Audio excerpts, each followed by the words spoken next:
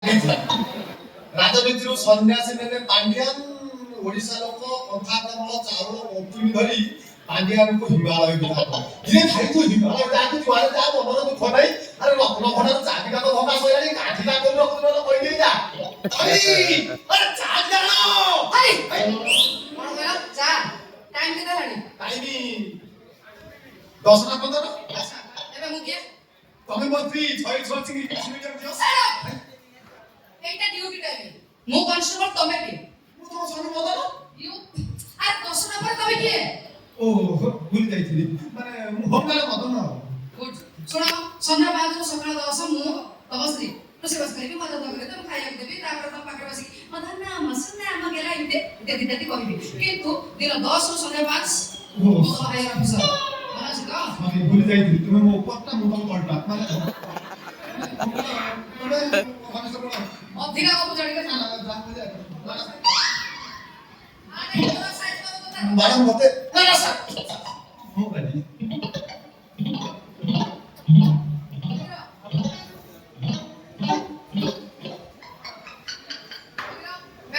ঠিক আছে না সে যাইতেনি মোর কমন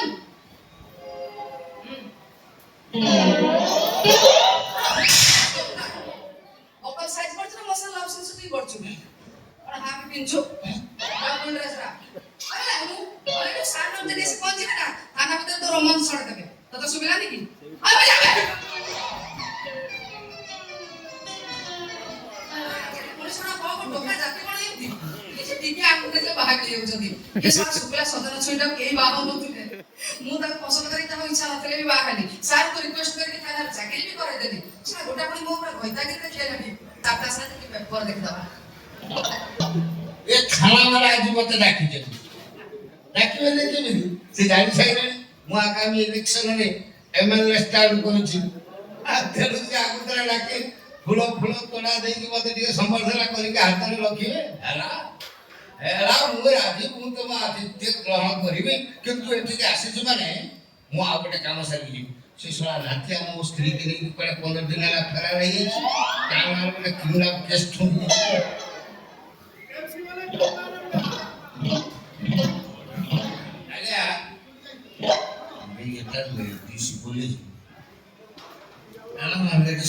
ଭଲ ନା ଲେଡିସ୍ ପୁରୁଷଙ୍କ କଥା ଭଲ ବୁଝି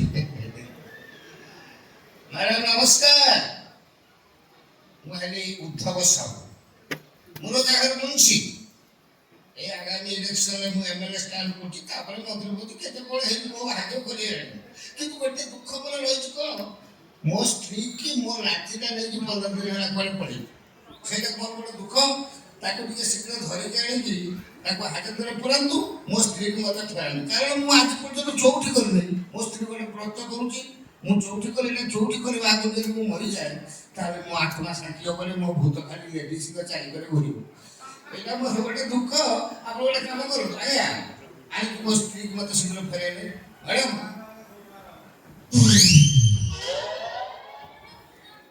ଛଳି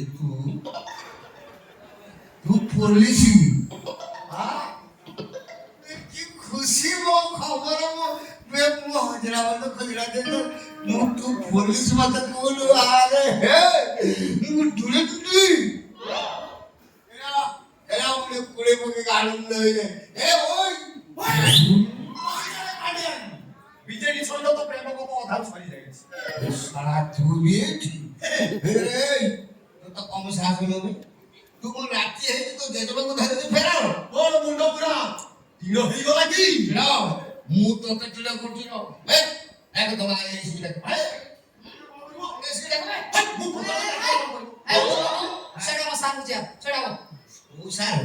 ମୋଠୁ ବଡ ସାର୍ ମୁଁ ଏମାନେ ହେବି ମନ୍ତ୍ରୀ ହେବି ମୁଁ ରଜାଘର ମୁନ୍ସି ମୁଁ କେତେ କଣ ମୋ ଇଚ୍ଛା ଯୋଉଠି ହବ ମୁଁ ସେଇଠି ଡାକିବେ ତମ ଅଫିସର ଡାକିଲେ କଣ କରିବୁ କଣ କରିବୁ ପଚାରୁଛୁ ଡାକିଲେ ମୁଁ ପଚାରିବି ଆଇନ କାନୁନ ସବୁ ବୁଝିଲେ ଆଚ୍ଛା ଯୋଉ ଟଙ୍କା ମୋ ସ୍ତ୍ରୀକି ଧରିକି ଫେରାର ହେଇ ତମେ ତାକୁ ଥାନାରେ ଆସନ ଦେଇଛୁ ତମେ ତାର କାନୁନ କଥା ତାର ନ କରିବ ମୁଁ ଫୁଲ ଚାର୍ଜ କରିବି ଏସବୁ ତମେ ଜାଣିନା ବୋଧେ ତମେ ତାଙ୍କୁ ଚାର୍ଜ କରିବା ପୂର୍ବରୁ ସିଏ ତମ ଡିସଚାର୍ଜ କରେଇ ଦେଇଥିବେ ମୋର ଡିସଚାର୍ଜ କରିବି ଘଣ୍ଟା ବେଳେ କାଲି ହବ କଣ ମୋର ଡିସଚାର୍ଜ କରିପାରିବେନି ତମ ଅଫିସରୁ ଡାକ କଣ ଥାନାରୁ ବଦଳି ହେଇ ଆସି ଏଇ ଥାନାରେ ଜଏନ୍ କରିଛନ୍ତି। ନାଁଟା ତାଙ୍କର ଇନ୍ସପେକ୍ଟର ଅଜୟ ମହାପାତ୍ର।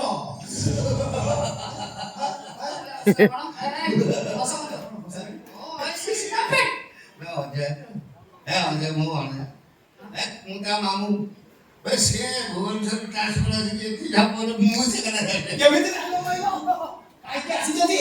ଗୋପୀନାଥପୁର ଥାନାରେ ଯୋଉ କେସ୍ଟା ପେଣ୍ଡିଂ ହେଇଥିଲା ତାର ଇନଭେଷ୍ଟିଗେସନ କରିବା ପାଇଁ ରିଓପନ୍ ପାଇଁ ତମକୁ ଥାନାକୁ ଡକାଯାଇଛି। ସାର୍ ଏଠି ଆସି ଜଏନ୍ କରିଛନ୍ତି। हो केस କହିଲ? ମୁଁ विवेक महापात्र आकाश दास निखोज हुआ केस।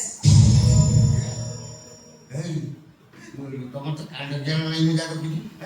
ତମ ଅଫିସରଙ୍କ ମାମୁଁ तो ଜାଣିବା ପରେ ତମେ ମତେ ଚା ଜଳିତା ଅଫର କରି ୟାର ସବୁ କଣ तब ना चाहता हूं जळा खाऊ दासना ଟିକେ ଭୋଗର ମନ ଦବ ତମ ଚୌଠି କରିବୁ କିନ୍ତୁ ଯାହା ଜାଣିଛ ମୁଁ ଯାହା ବଚାଲି ଶୀଘ୍ର ମାନ ମୁଁ ବହୁତ କଥା ଜାଣିଛି। ତୁ କଣ ପୁରାଣ ଶାସ୍ତ୍ର କଥା ପଚାରୁଛୁ? ତମ ରଜାଙ୍କର କେସ୍ ମୁଁ ହାଇ ତମକୁ କହିଲା ବିବେକ ମହାପାତ୍ର ଆକାଶ ଦାସ ନିଖୋଜ ହବା କେସ୍ ଏଟା ଜାଣିଛ କଣ?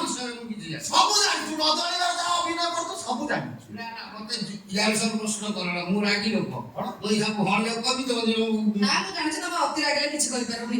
ଶୁଣ ମତେ ଗୋଟେ କଥା କୁହ ତମ ଘରକୁ ମୁଁ କାହିଁ ଯାଇଥିଲି? ଯାଇଥିଲୁ ଚେକଲାଣି ହବା ପାଇଁ ଯେତେବେଳେ ଦେଖିଲୁ ମୋଟାଟେ ତାପରେ ବାଳା ଆଉ କଣ କହିଲୁ ତମେ ମୋ ଭଇତା ମୁଁ ତମ ମାଇ ହଁ ହଁ ସେଟା ଥିଲା ଭୁବନେଶ୍ୱର। ଆକ୍ସର ଠିକ ଥିଲା। ନାଳ ଉପରକୁ ମୁଁ ଆଗରୁ ଜାଣିଥିଲି ଆଉ ନାଳ ଦୋଷ ଅଛି ତେଣୁ ସେଠି ରହିବା ପାଇଁ ମୁଁ ଜାଣିଥିଲି ସେମିତି ଦୋଷ ଦେଇଥିଲି କାରଣ ସେଠି ରହିବା ପାଇଁ ଆଉ ସାର୍ ମତେ ପଠେଇଥିଲେ କିଛି ଇନଫରମେସନ କଲେକ୍ଟ କରିବା ପାଇଁ। ମାନେ ପକା ସାଗରେ ଖାଇଲି ପାଖରେ ଶୋଇଲି ତମକୁ ଗେଲେଇ ଦେଲେ କେତେ କଥା ପଚାରି ବୁଝିଲି।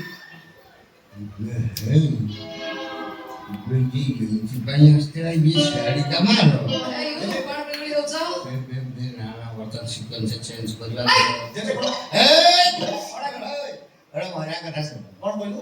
ଦେଖ ଛାଡ଼ି ଶୀଘ୍ର ମାଡ ଯୋଉଦିନ ଇଏ ତତେ ନେଇକି ମୋ ପାଖରେ ପହଞ୍ଚେଇଲା ମୁଁ ସେତେବେଳେ ଜାଣିଥିଲି ତୁ ତା ପ୍ରେମିକା ତୁ ତାକୁ ବାହା ହବ। ମୁଁ ସେଥିପାଇଁ ଗୋଟେ ଜୋକରେ ଗେଲାର ଗୋଟେ ସ୍ତ୍ରୀ ବୋଲି ସମ୍ବୋଧନ କରୁଥିଲି ନାଚୁଲ ବୋଲି ତା ନହେଲେ ତୋ ବୟସ ମୋ ବୟସ ମୁଁ ତତେ ସତର ବର୍ଷ ସ୍ତ୍ରୀ ବୋଲି ହଉଥିଲି ଗୋଟେ କାମ କର କହୁନ ସରିକି ଯା ଆଜି ତମ ଦି ଜଣଙ୍କ ବାହାଘର ମୁଁ ଧୁମଧାମରେ କରିବି। ହଁ ସବୁ ଗାଁକୁ ଧୁମକେଇବୁ ନେଇଯା ବାହାଘର ବ୍ୟବସ୍ଥା କରୁଛି।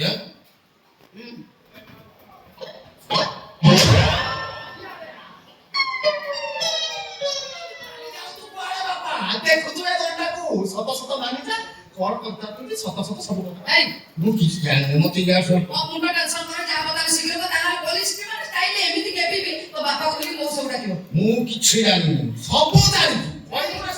ମୁଁ କିଏ କହିଲ ମୁଁ ଛଳି ଛଳା ସିଂ ଇଂଲିଶ ମିଡିୟମ ଝିଅ ହେଲା ମାଡଟା ବି ସେମିତି ଇଂଲିଶ ଷ୍ଟାଇଲ ଦେବି।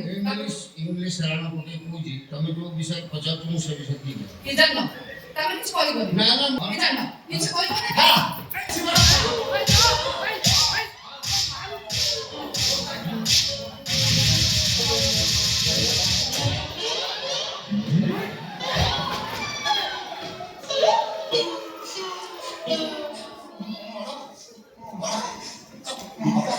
ମଜା ଲାଗିଲା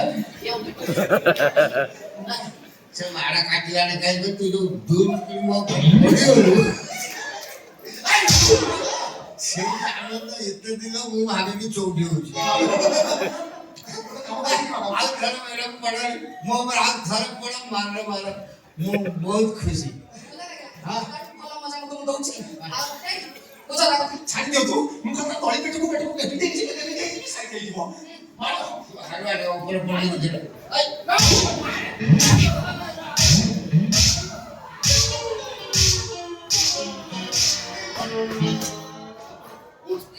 ମାଡ଼ ହବନି ଶୀଘ୍ର ଶୀଘ୍ର ସବୁ କହିଲେ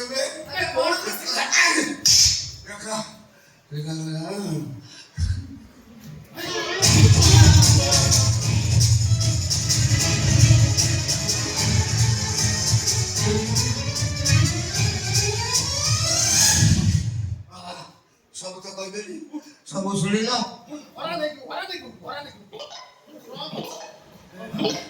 ମୁଁ ମିଛ କହିଲି ଖାଲି ସବୁ ଯାହା କହିଲେ ସବୁ ସତ ମୋର ସେଥିରେ କିଛି ହାତ ନାହିଁ ସବୁ ସେ ମୁଁ ଭଲ ଅନୁଭବ ମତେ ଛାଡ଼ିଦିଅ ଏବେ ଆସିବ ପ୍ରଭୁ ନନସେନ୍ସ ମ୍ୟାଡ଼ାମ ବୁଢ଼ା ପଳେଇଗଲା ହଁ ସେ ଯାଉ ଆଉ କିଛି ଦିନ ପଦାର ବନ୍ଧୁ ଥାଉ ତା ଭିତରେ ଆମକୁ ଆଉ କିଛି ନୂଆ ନୂଆ ଇନଫର୍ମେସନ ମିଳିଯାଉ ଆଉ ତାପରେ ସାର୍ କହିକି ଏଇଟାକୁ ଏନକାଉଣ୍ଟର କରିଦେବୁ ମ୍ୟାଡ଼ାମ କଣ କହୁଥିଲେ କି ହଉ କଥା 5ଟା ବାଜିବାକୁ 5 ମିନିଟ୍ ବାକି ଅଛି ମ୍ୟାଡ଼ାମ ଆଉ ନିଜକୁ ସମ୍ଭାଳି ହଉନି ମୁଁ କଣ କହୁଥିଲି କି ପ୍ଲିଜ ଗୋଟେ ନନସେନ୍ସ